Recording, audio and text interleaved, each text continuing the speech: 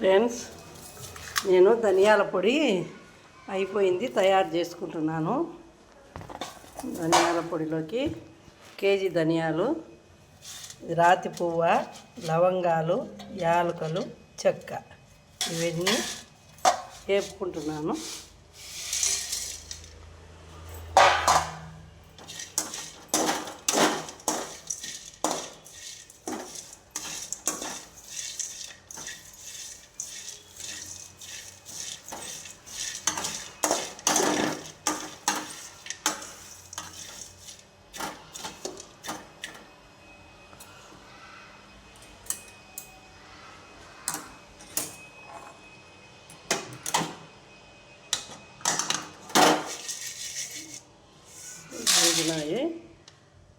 ధనియాలు పోసుకొని వేసుకుంటాను.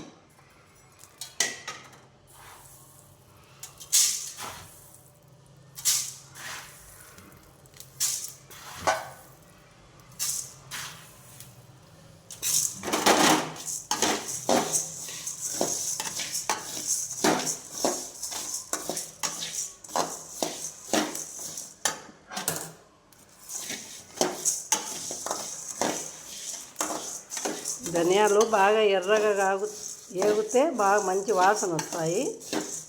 పచ్చిగంటే కూరలు కూడా తెల్లగా ఉంటాయి.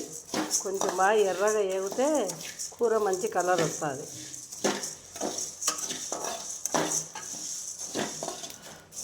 కానీ రాతి పువ్వు వేసుకుంటేనే ఫ్రెండ్స్ మంచి వాసన. కూరలు చేసినా కూడా మసాలా వాసన రాతి పువ్వు వేసుకుంటే చాలా మంచిగా వాసన వస్తుంది.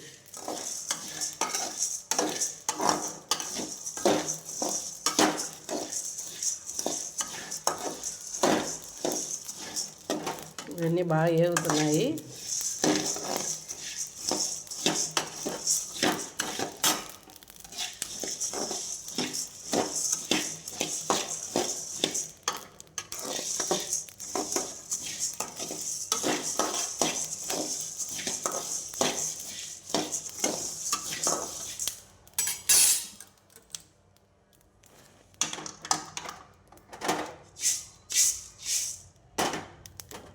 కొంచెం కలర్ వస్తే బాగుంటాయి ధనియాలు.